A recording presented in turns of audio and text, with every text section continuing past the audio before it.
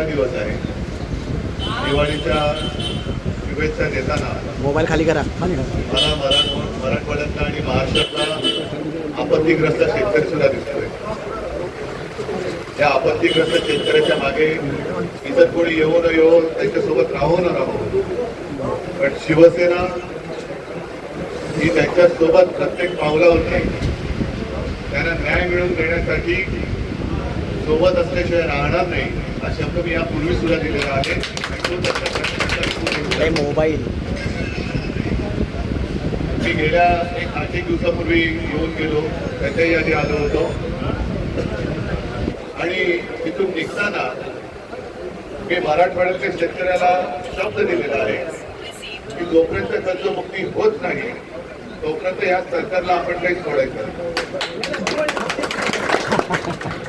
आणि तुम्हाला कल्पना आहे, तुमच्या सगळ्यांच्या ताकदीनं मी सरकारला सांगितलं होतं, कारण सरकारची अशी फसवाफसवी सुरू आहे. ठरवून गेलेल्या जमिनीला 3-3.5 लाख रुपये पर हेक्टर तरी जाहीर जरूर केले.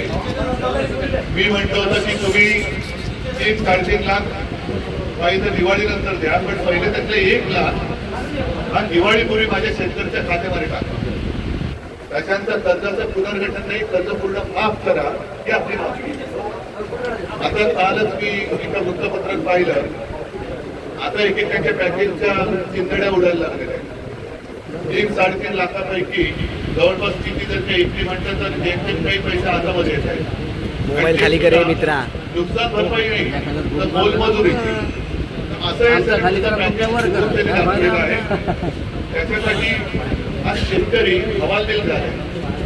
मी मुंबईत असलो तरी सातत्याने माझा अंबादास आहे, खैरे साहेब आहेत, मोहनदादा आहे, या सगळ्यांचा संपर्क सुरू असतो. काय काय चाललंय, किती पॅकेज आलं.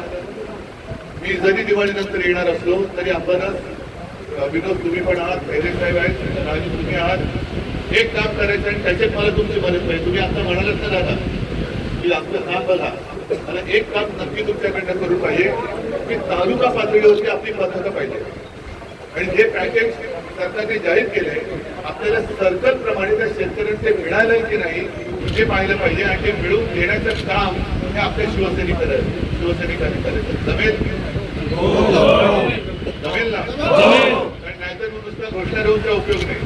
आता मला म्हणजे कळेच ना काय या दादाने घोषणा दिली. शेतकऱ्याचा अंदाज शेतकरी अंदाज, पण मी शेतकऱ्याचा सोबती नक्की आहे. आणि त्या